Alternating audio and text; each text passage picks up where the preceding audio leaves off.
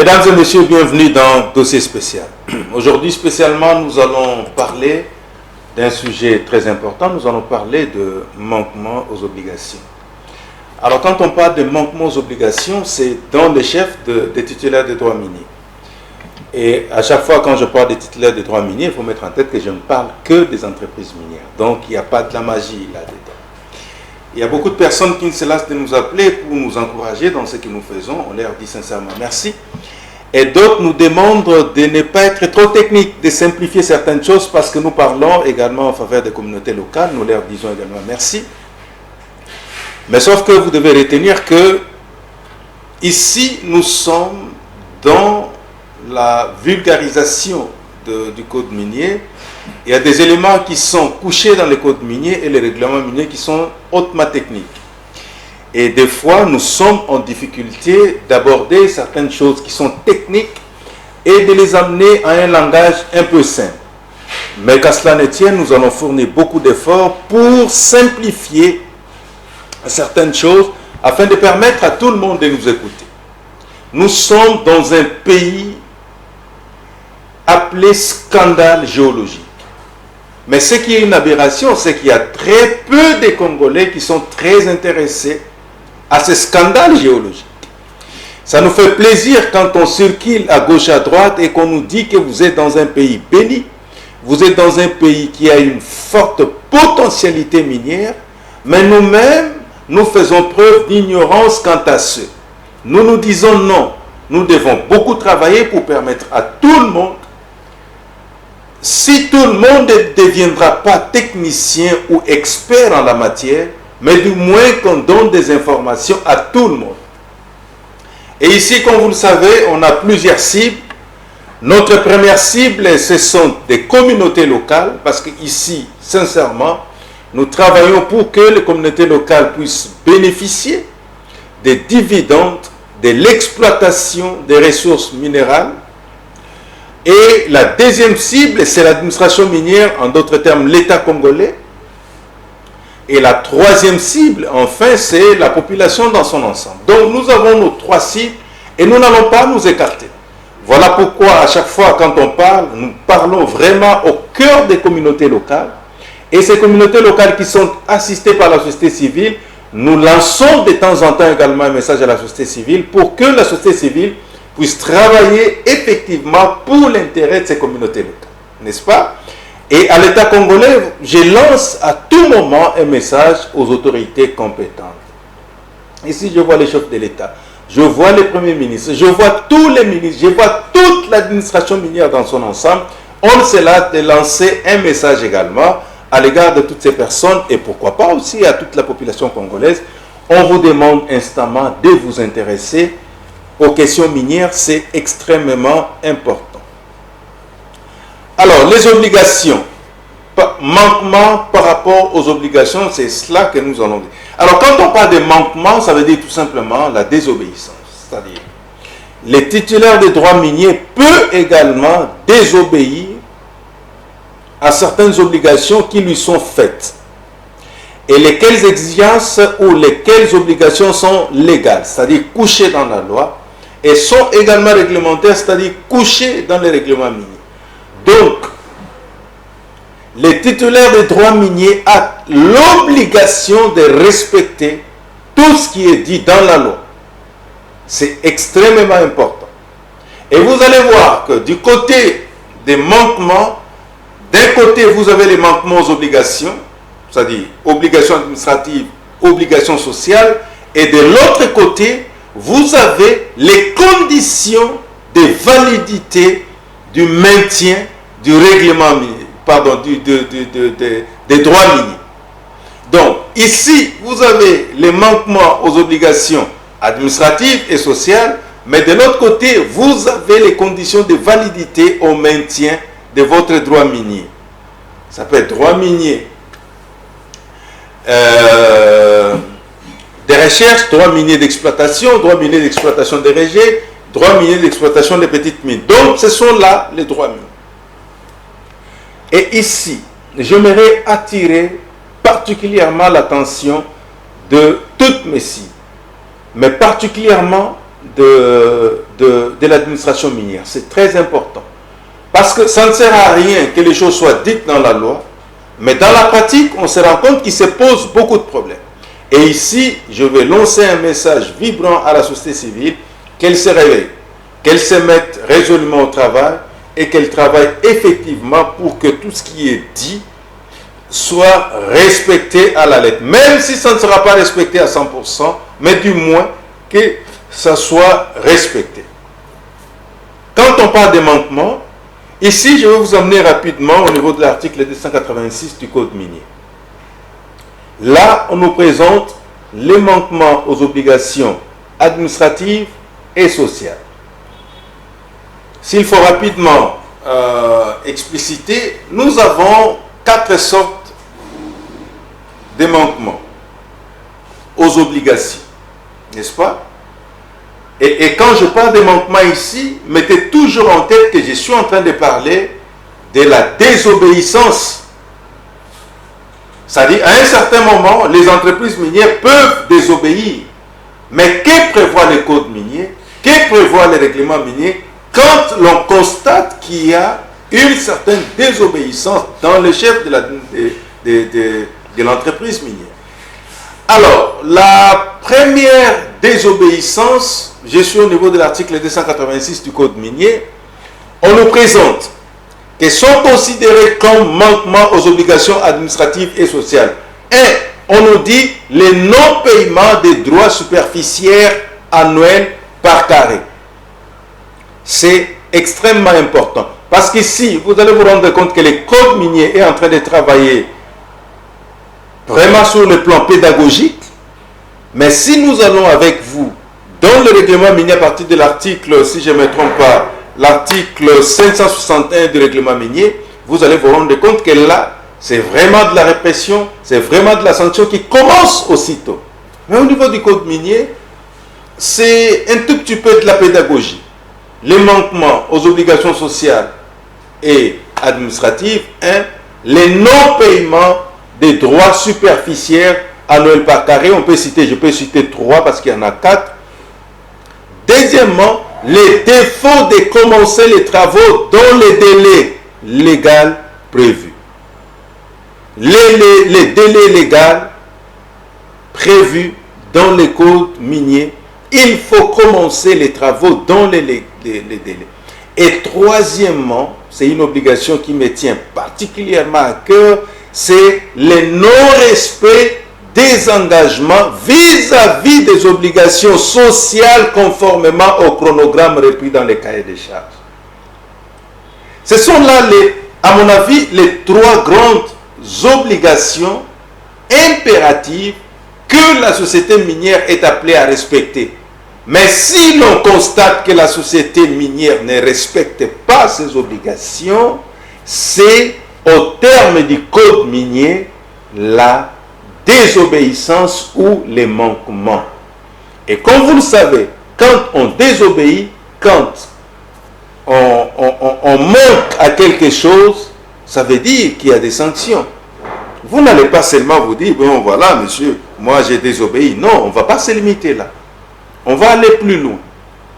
Aller plus loin, ça veut dire qu'il faut également parler de sanctions. Voilà pourquoi je vous ai dit que d'un côté, nous avons les manquements, on nous les étale. Les mêmes manquements sont aussi les obligations pour maintenir les droits miniers. Je vais aller simple aujourd'hui parce que j'ai besoin qu'on puisse se comprendre. Vous manquez aux obligations administratives et sociales, mais n'oubliez pas que ces obligations administratives et sociales vous permettent de maintenir la validité de votre droit minier ou de vos droits miniers. Parce qu'il y en a 4. Je ne cesse de le dire.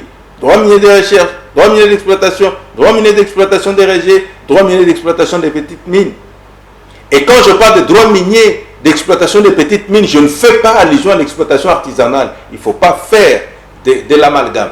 L'exploitation à petite mine, c'est en quelque sorte l'exploitation semi-industrielle qui est contraire à l'exploitation artisanale nous en avons assez parlé et nous ne se lasserons pas d'en parler. Alors, ça c'est au niveau de la désobéissance. Est-ce que quand on désobéit, on va vous laisser ainsi? Non. Voilà pourquoi je dis, je ne cesse d'interpeller l'administration minière qui doit impérativement faire son travail. Parce que, en ce qui concerne les manquements, par exemple, aux droits superficiels annuels par carré, ici, c'est un service spécialisé de l'administration minière qui doit surveiller si et seulement si l'administration minière est en train de manquer à cette obligation ou pas. Et ici, je parle du cadastre minier. C'est la seule structure spécialisée de l'administration minière qui est compétente à observer si et seulement si il y a manquement du non-paiement du droit superficiel annuel par carré dont le chef de l'entreprise minière. En dehors du cadastre minier, au terme de la loi, il n'y a pas une autre structure compétente qui peut se rassurer, qui peut statuer sur les manquements à ces obligations. Et ici, la question est celle de savoir, est-ce que le cadastre minier peut-il nous dire aujourd'hui si toutes les entreprises minières qui évoluent sur le territoire congolais paient régulièrement leurs droits superficiels annuels par carré? Je vais vous parler également de la clé de répartition, même si dans les fonds, je ne suis peut-être pas d'accord sur la clé de répartition, parce qu'il faut mettre en tête qu'après avoir collecté, parce que les droits superficiels annuels par carré, c'est un impôt, après avoir collecté cet impôt-là, c'est 50-50, n'est-ce pas? 50% qui va au niveau du cadastre minier au terme du règlement minier et 50% qui va au trésor public. Et dans le trésor public, il y a également une clé de répartition qui est faite au regard de ces 50% qui partent au niveau du trésor public. Et dans ces 50%-là, c'est plus des services spécialisés de l'administration minière et quelques directions de l'administration minière qui se partagent ces 50%-là. Et si je ne me trompe pas, je suis au niveau de l'article 402 du règlement minier, et là on nous présente même la clé de répartition. Et dans cette clé de répartition, vous allez vous rendre compte que de tous les services spécialisés, moi j'aurais souhaité voir les services géologiques nationaux du Congo bénéficier du pourcentage que bénéficient par exemple les SAEMAP. Parce que si nous regardons très bien les SAEMAP dans les 50% versés au trésor public après avoir collecté les droits superficiels annuels par carré, les SAEMAP lui-même prend 16%. Lui-même, 16%. C'est vrai. Les SAEMAP travaillent avec les communautés locales pour lesquelles je me bats nuit et jour pour l'accès aux droits. Mais je me rends compte que au-delà du fait que les SAEMAP est en train de travailler à côté des communautés locales, surtout pour l'exploitation artisanale et pour l'encadrement des artisans, des exploitants artisanaux, mais je me rends compte qu'on pouvait même prendre le peu de pourcentage qu'on a remis au niveau du service géologique national congolais pour faire l'investigation afin d'améliorer la connaissance ou les connaissances géologiques du territoire national. On pouvait lui donner un peu plus de moyens après avoir collecté les droits superficiels annuels pareils. C'est juste un avis et c'est un débat que je suis en train de lancer. C'est vrai, c'est un débat d'experts, mais j'aurais souhaité peut-être que l'on puisse en débattre. À mon avis, j'estime que c'est important.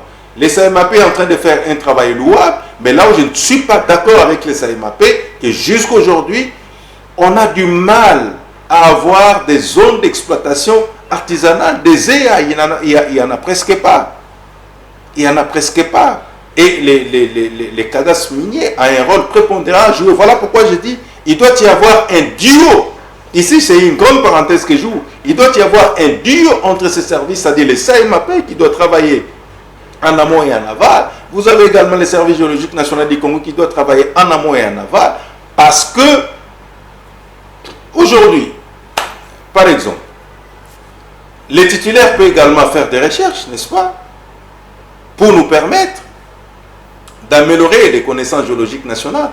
Mais vous avez également nos services compétents, notamment les services géologiques nationaux du Congo, qui doivent également mener des investigations. là je suis au niveau de l'article 8 du Code minier, qui doit également mener des investigations.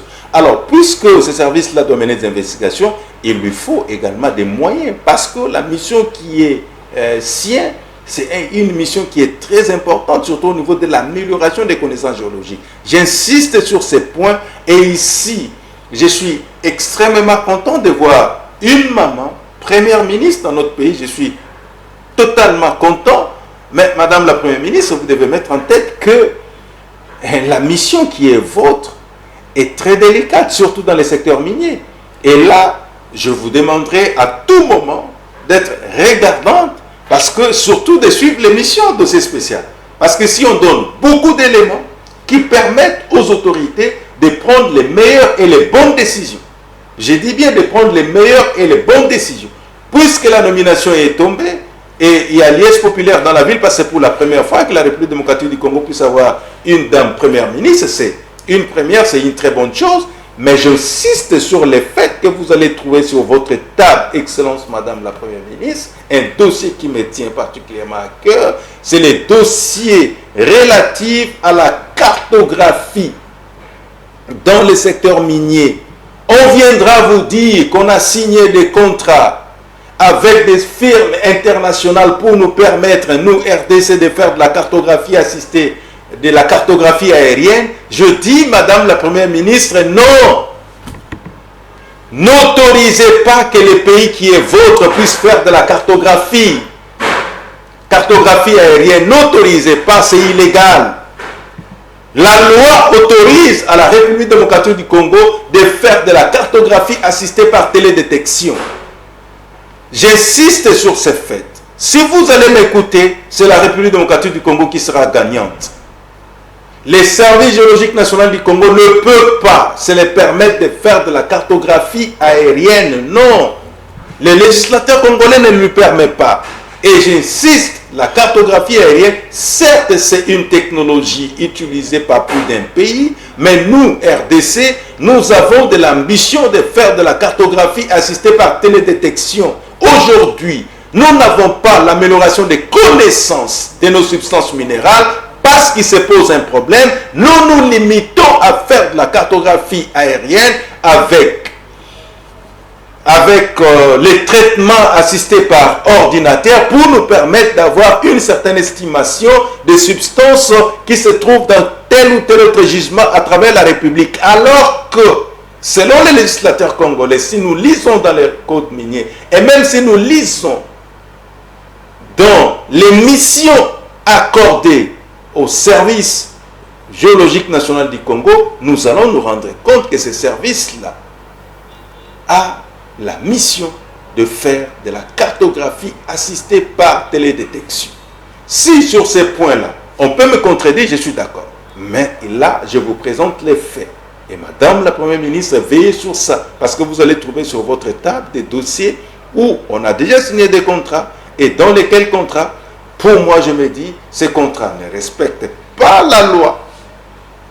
Puisque c'est un contrat qui ne respecte pas la loi, nous devons absolument nous entendre avec les partenaires afin qu'aujourd'hui, nous puissions trouver des partenaires qui peuvent nous aider à faire de la cartographie assistée par télédétection. C'est extrêmement important. C'est la seule technologie par satellite qui nous permettra, nuit et jour, d'améliorer les connaissances géologiques dans notre pays.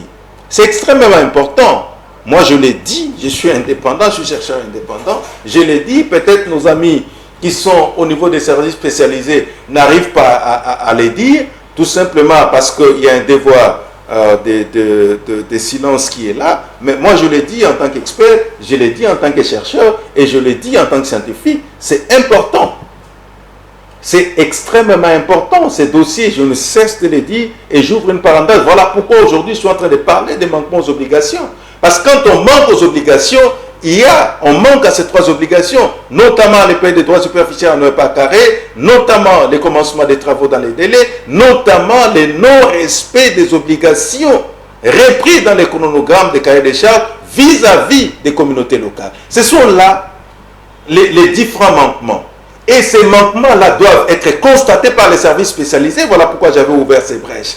Droit superficiel en 1 par carré ne peut constater ces manquements-là, c'est le cadastre minier. Là, on est d'accord.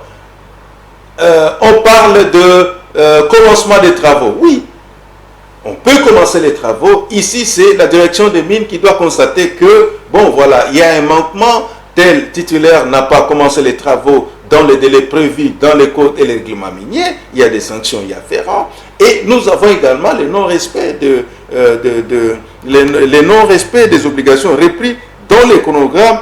Et ici, nous avons à la fois l'Agence congolaise de l'environnement et nous avons également la direction portant protection de l'environnement minier. Ce sont là les services spécialisés qui travaillent. Chaque service est collé à une obligation pour surveiller de près.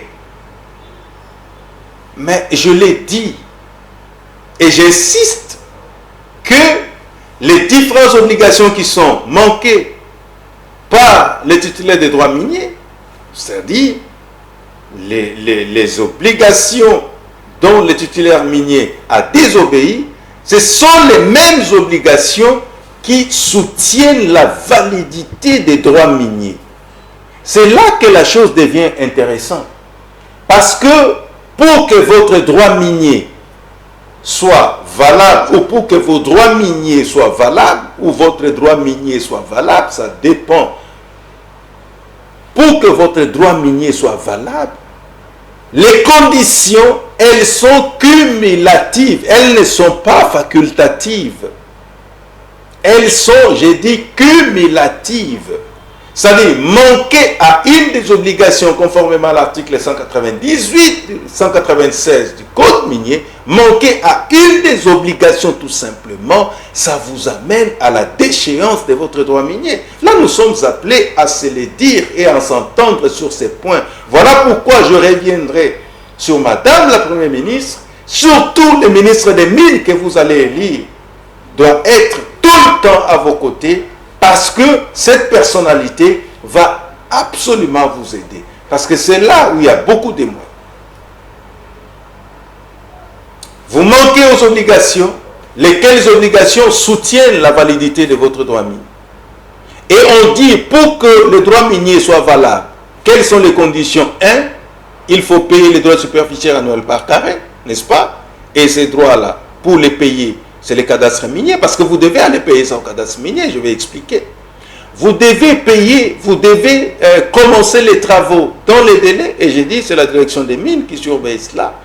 Vous devez également, pourquoi pas, mesdames et messieurs, respecter vos obligations vis-à-vis des communautés locales telles que couchées dans les chronogrammes, repris dans les cahiers de charges. Ça, ce sont des obligations qui vont soutenir la validité de votre cahier de charges. Et moi, je ne cesse dans toutes les émissions de demander à la société civile d'être très vigilante.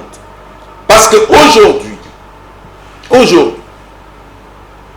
pour les droits superficiels annuels par carré, c'est vrai, après l'obtention de votre droit minier, constaté par les certificats de recherche ou les certificats d'exploitation, c'est-à-dire votre titre, pour la première année, société civile, nous devons se le dire, c'est au prorata temporis. N'est-ce pas? 30 jours après, vous devez payer votre droit superficiel annuel par carré. Je dis c'est au prorata temporis. Et c'est 30 jours après l'obtention de votre permis de recherche, permis d'exploitation de régie ou permis d'exploitation de petites mines, 30 jours après, si vous êtes entreprise, vous devez payer votre droit superficiel annuel par carré. Mais à la première année, c'est au prorata temporis.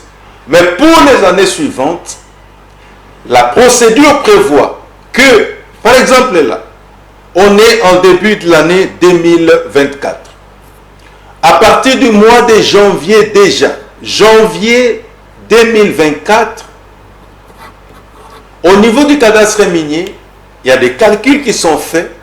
Et après avoir fait les calculs par rapport aux payes de droits ou à la paye de droits superficiels annuels par carré, les cadastres miniers envoient la note de débit à toutes à tous les cadastres miniers provinciaux, n'est-ce pas, concernés. On les envoie à la note de débit et c'est le cadastre minier provincial qui va notifier l'entreprise pour lui dire, monsieur, il y a déjà la note de débit qui vous concerne, veuillez passer individuellement pour récupérer votre note de débit. Et c'est dans la note de débit que vous saurez qu'est-ce que vous devez payer au trésor public. Et ça, c'est pendant cette période. Et moi, je suis content que pendant que les choses sont en train de se passer au niveau du cadastre minier, on a un nouveau Premier ministre qui vient d'arriver. On a une nouvelle Première Dame, Première ministre qui vient d'arriver. Et bientôt, le nouveau gouvernement qui viendra. C'est-à-dire, le gouvernement qui arrive, Madame la Première ministre qui vient d'arriver, elle vient d'arriver dans une phase où, au niveau des tractations, au niveau du cadastre minier, il y a des tractations qui se font entre les cadastres miniers provinciaux et les titulaires des droits miniers. Parce que c'est pendant cette période que les droits superficiels annuels par carré se payent. Premier trimestre, on vient de terminer le mois de mars. C'est pendant cette période ici que chaque entreprise minière est appelée à verser au niveau du cadastre minier son droit superficiel annuel par carré, conformément à la note de débit qui lui a été envoyée ou notifiée par le cadastre minier provincial. C'est l'argent qui va entrer dans les trésors publics. Et ce n'est pas moindre, c'est beaucoup d'argent qui va entrer. Alors, l'entreprise minière qui ne va pas payer ses droits superficiels annuels par carré, calculés par le cadastre minier, envoyés suivant la note de débit par les cadastres miniers provinciaux, l'entreprise qui ne va pas payer ne va pas maintenir la validité de son droit minier. Là, nous sommes d'accord. Et ici, à chaque fois que j'en parle, je regarde toujours la société civile. Je me dis, la société civile est une chance pour la République démocratique du Congo.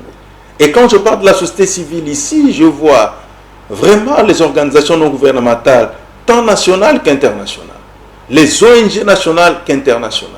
Ce sont là les matières, à mon avis, qui doivent impérativement les intéresser et ouvrir l'œil et grandement l'œil pour savoir sur la liste de toutes les entreprises minières que nous avons en République démocratique du Congo, est-ce que toutes ces entreprises minières ont-elles reçu la note de début de leur cadastre minier provincial? Parce que ce sont les cadastres miniers provinciaux qui sont concernés, c'est auprès de qui les cadastres miniers nationaux transfèrent ou envoient la note de débit. Est-ce qu'aujourd'hui, une question que je peux poser à la société civile qui s'occupe des questions minières, est-ce qu'aujourd'hui, la société civile est capable de dire aux communautés locales que telle entreprise qui évolue dans tel territoire, dans telle province à vocation minière, a déjà reçu sa note de débit? Est-ce que la société civile est capable de me répondre quant à ça? Parce que si la société civile ne parvient pas à surveiller de près, parce que tout est affiché dans la salle, et dans cette salle, selon les règlements miniers, prévus au cadastre minier, que ce soit national ou provincial, c'est écrit dans la salle et c'est public. Il suffit d'y descendre et de voir les différentes notifications qui sont faites aux entreprises et d'avoir un certain nombre d'éléments. Est-ce qu'aujourd'hui, on peut nous dire que si toutes les entreprises minières qui évoluent à la République démocratique du Congo ont déjà reçu leur note de débit? Grande question que je pose à la société civile. Est-ce qu'aujourd'hui la société civile est capable de nous dire que bon, il y a autant d'entreprises minières qui ont déjà reçu leur note de débit et aujourd'hui la société civile est capable de nous dire, bon voilà, sur autant d'entreprises qui ont déjà reçu leur note, autant sont en voie d'aller verser leurs droits superficiels annuels par carré au niveau du cadastre minier. L'année passée, est-ce que toutes les entreprises ont-elles versé leurs droits superficiels annuels par carré?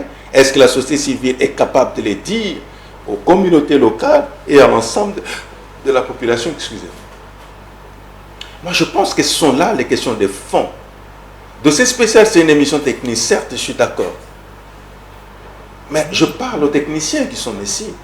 Et nous sommes appelés à échanger. Ce sont là les informations qui intéressent et les communautés locales et l'ensemble des populations. Parce que si aujourd'hui, en République démocratique du Congo, nous avons X nombre d'opérateurs miniers qui opèrent, automatiquement, nous pouvons déjà nous dire, à partir du mois d'avril de chaque année, avril-mai, on peut déjà estimer approximativement que nous pouvons avoir, rien que pour le paiement des droits superficiels annuels par carré, telle masse d'argent, tel flux d'argent. On peut déjà se faire une idée. Mais est-ce qu'on peut mettre cela à la disposition de l'opinion tant nationale qu'internationale comme information? Il y a beaucoup d'argent qui circule quant à ce, mais généralement, on n'a aucune idée. Personne n'en parle et ça passe inaperçu. Comme je l'ai dit, même si je ne partage totalement, je suis obligé, parce qu'en tant que spécialisé de la législation minière, je suis obligé de m'incliner. Mais ça, c'est prévu dans le règlement minier au niveau de l'article 402 du règlement minier, où on nous parle de la clé de répartition, je l'ai déjà dit. Est-ce que cette clé de répartition telle qu'elle est faite est favorable au trésor public? Il y a à boire et à manger. Mais nous devons savoir comment cette masse d'argent est gérée. Par redevabilité, on peut le dire à l'opinion. Et ça, à mon avis, je pense que la société civile a un rôle prépondérant à jouer. Là, c'était juste au niveau des droits superficiels annuels par carré. Je parle maintenant de commencement des travaux. Et ici, c'est la direction des mines.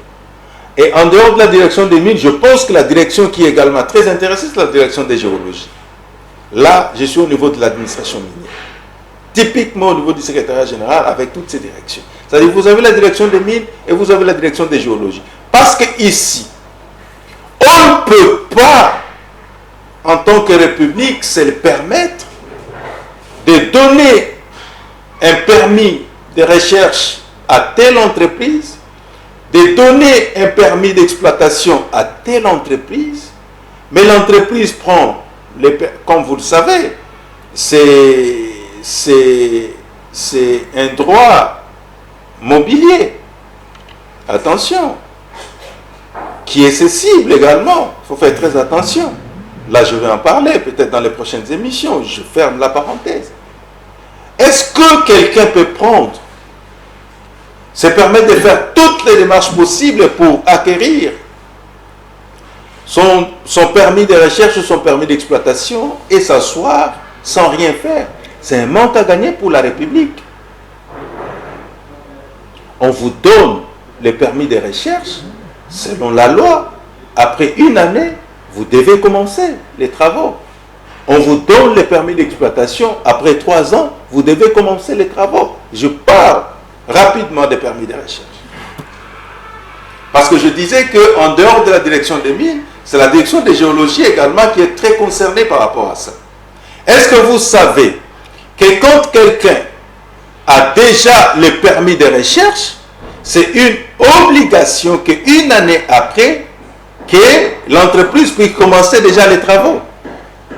Commencer les travaux, ça veut dire en d'autres termes, il faut déjà dépêcher sur terrain dans son permis de recherche, dans son périmètre de recherche, dépêcher déjà sur terrain un groupe de géologues engagés par vous-même en tant qu'entreprise. Ça, c'est ce que dit les codes et les règlements miniers. Vous devez envoyer quelques géologues. Les règlements miniers nous parlent de 2 géologues engagés par vous-même. Et ces géologues vont descendre sur terrain, vont mener des enquêtes, n'est-ce pas? Vont mener des enquêtes préalables sur terrain. Ces géologues certifiés vont également faire les rapports au niveau de la direction des géologies et je pense également au niveau de la direction des mines, mais principalement de la direction des géologies. Ces géologues vont faire leurs rapports. Parce que vous devez savoir que en dehors de cette descente sur terrain, toujours dans cette phase-là de démarrage des travaux, il y a également une attestation de commencement des travaux qu'il faut remplir. Et dans cette attestation de travaux qu'il faut remplir, l'attestation est beaucoup plus exigeante parce que dans l'attestation, vous devez certifier les différentes informations collectées par les géologues, envoyées par vous-même en tant qu'entreprise minière sur terrain, et vous devez également certifier par l'entremise de vos géologues que vous avez déjà présenté votre part, c'est-à-dire les plans d'atténuation et de réhabilitation. C'est un plan extrêmement important. C'est vrai, je pourrais en parler profondément dans une des émissions spécialisées. C'est un plan qui est très important, c'est plan d'atténuation et de réhabilitation. Les géologues doivent mentionner ça dans l'attestation de commencement des travaux. Voilà pourquoi on exige, on oblige aux entreprises de commencer les travaux, parce que les experts que vous, entreprises que vous allez envoyer sur terrain, vont donner un certain nombre d'éléments complémentaires pouvant permettre à l'administration minière d'améliorer, pourquoi pas, les connaissances géologiques du territoire national. C'est important. Et surtout, une des obligations qui me tient à cœur, c'est le respect des obligations vis-à-vis, conformément au cahier des charges repris, conformément au chronogramme repris dans les cahiers des charges. Pour moi, c'est une obligation qui est très importante, très importante, et je pense que là, c'est l'Agence congolaise de l'environnement et la direction portant protection de l'environnement qui s'en charge. Et toutes ces obligations, telles que j'ai dit, ça soutient la validité de votre droit minier. Mais c'est quoi la conséquence? La conséquence, c'est que si vous manquez à ces obligations, automatiquement, il y a déchéance du droit minier. On peut lire, si vous le permettez, hein, l'article 196. Pour moi, c'est un article qui déstabilise au plus haut point les titulaires des droits miniers.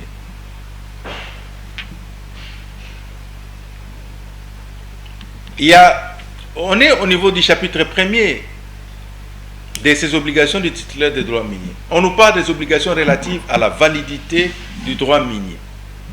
Article 196, des obligations du maintien de la validité. Afin de maintenir la validité de son droit minier ou des carrières, le titulaire doit commencer les travaux dans les délais, payer les droits superficiels annuels par carré, respecter les engagements vis-à-vis des obligations sociales conformément au chronogramme repris dans les cahiers des charges. Alinéa 2. À défaut de remplir l'une ou l'autre de ces obligations, parce que ce sont des obligations qui sont cumulatives, le titulaire est déchu de son droit en application à la procédure prévue aux articles 286 dont je vous avais parlé du règlement minier. Les manquements par les titulaires aux obligations énumérées au chapitre D est sanctionné par des amendes, éventuellement par un ordre de suspendre aux obligations. N'est-ce pas? Aujourd'hui, nous avons intérêt à comprendre et à connaître ces choses. C'est extrêmement important. Parce que nous avons des communautés qui vivent dans un périmètre dans lequel périmètre il y a beaucoup de gisements. Ces communautés, pour la plupart des cas, vivent des activités champêtres. Ces communautés, pour la plupart des cas, sont liées au sol de leurs ancêtres. Ces communautés, pour la plupart des cas, sont liées à certaines activités de pêche et autres. Mais il s'est fait que vous devez délocaliser ces communautés du sol de leurs ancêtres. Ils ne vont plus faire leurs activités champêtres, ils ne vont plus faire la chasse et ainsi de suite. Vous devez être conséquent. En tant qu'entreprise, vous devez être conséquent. Voilà pourquoi les législateurs congolais, au-delà des obligations qui ne sont pas directement liées aux communautés locales, là je salue, parce que droit superficiaire c'est l'administration minière et l'État congolais, in globo, commencement des travaux, n'est-ce pas, c'est l'administration minière, et l'État, parce qu'il y a également des taxes qu'il faut payer. Mais les chronogrammes, les non-respects du chronogramme, ça, ce sont des communautés locales qui doivent être bénéficiaires. Parce que le cahier des charges, je vous ai parlé de la procédure. Titulaire des droits miniers, communauté locale, représentant de l'entité territoriale décentralisée, représentant de l'autorité locale. Toutes ces personnes-là se réunissent et ciblent les besoins prioritaires des communautés locales. Si parmi les besoins prioritaires des communautés locales, c'est de leur créer une centrale hydroélectrique, l'entreprise est obligée. Je ne dis pas que l'entreprise peut, je dis l'entreprise est obligée parce que c'est une exigence légale, obligée. Si pour construire cette centrale pour tel type de communauté basée dans tel territoire et que dans les chronogrammes, l'entreprise a dit que je vais commencer les travaux, par exemple, au mois de mai 2024 et je pourrais terminer au mois de juillet 2025, l'entreprise est tenue de respecter non pas les travaux, non, j'ai dit les chronogrammes.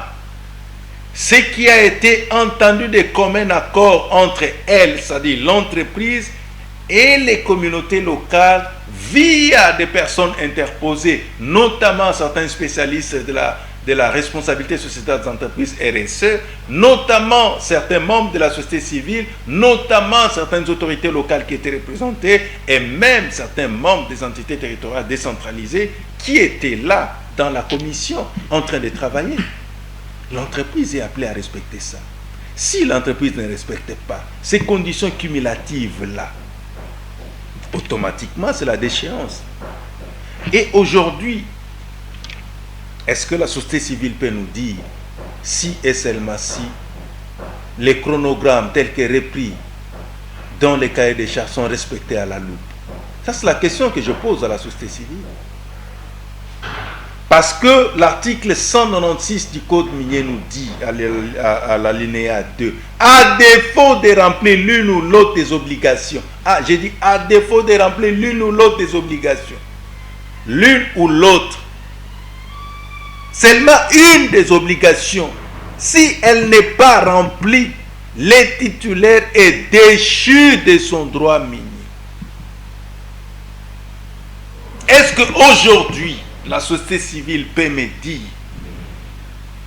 les chronogrammes repris dans les cahiers des charges sont-ils respectés à la loupe par les entreprises minières? Qu'on me réponde. Si ces chronogrammes sont respectés à la loupe, je salue de demain. Donc, il y a un développement au niveau des communautés locales.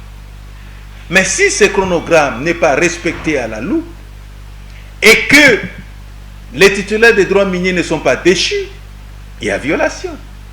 Et quand il y a violation et qu'il n'y a pas sanction, ça veut dire qu'il y a des complices. La complicité, on ne peut la trouver que du côté de l'administration minière et du côté de la société civile, parce que la société civile joue un rôle de veille. La société civile joue un rôle de veille. Nous devons travailler au profit de ces communautés locales. Nous devons impérativement aider ces communautés locales à se retrouver. Voilà pourquoi nous allons terminer cette émission d'aujourd'hui. On a parlé des manquements. Et on a expliqué que le fait que l'entreprise minière ne respecte pas ces obligations-là, c'est déjà un manquement, c'est une désobéissance. Et au terme de l'article 196 du Code minier, si l'entreprise ne respecte pas l'une ou l'autre de ces obligations, les trois là dont on a cité, le titulaire doit être déchu. C'est la loi au sens strict. Mais sur terrain, est-ce qu'on peut nous dire qu'il y a des cas de force majeure? Si et seulement si, au niveau du caractère strict de la loi, il n'y a pas respect. C'est-à-dire, au niveau du caractère large de la loi, on peut nous donner certains cas de force majeure. Pourquoi il n'y a pas autant de communication autour de cette question? Moi, cette question me rend malade. Pourquoi on ne communique pas assez autour de la question?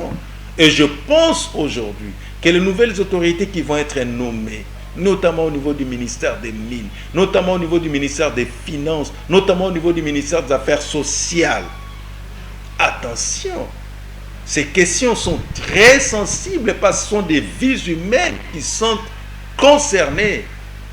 Les communautés locales ne vivent que de ça.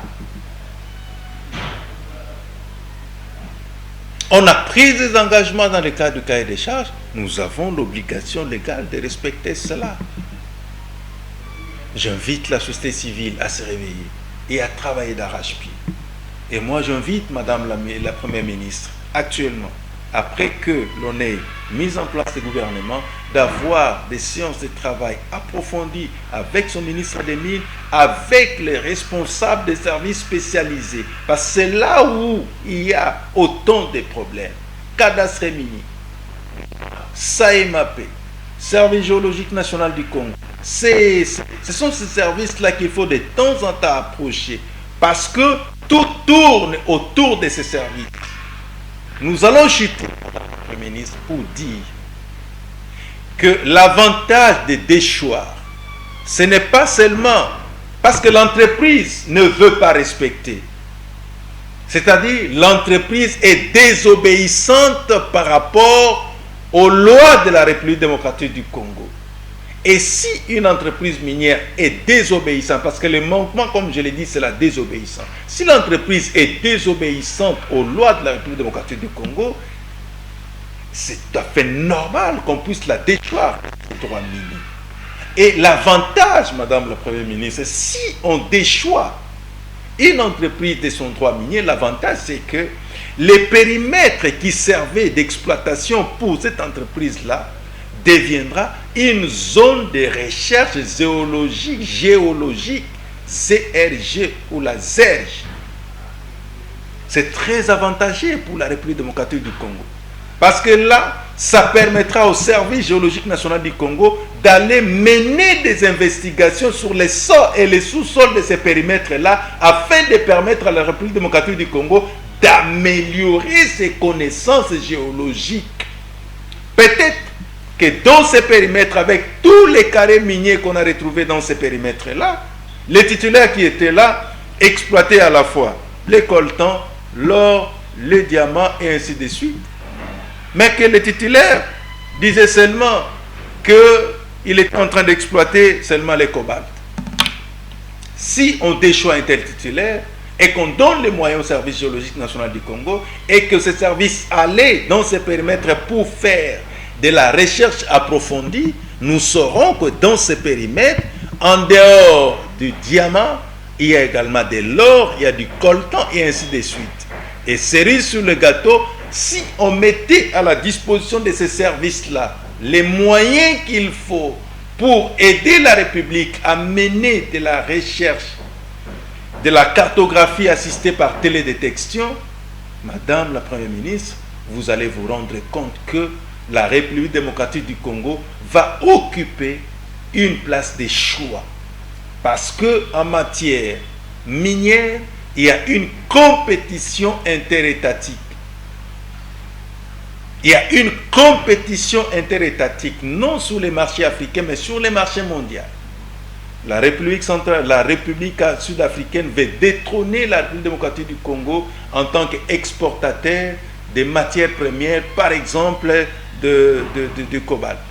La Zambie veut, par exemple, détrôner la République démocratique du Congo en tant que pays exportateur de cobalt ou de cuivre. Il y a une compétition interétatique.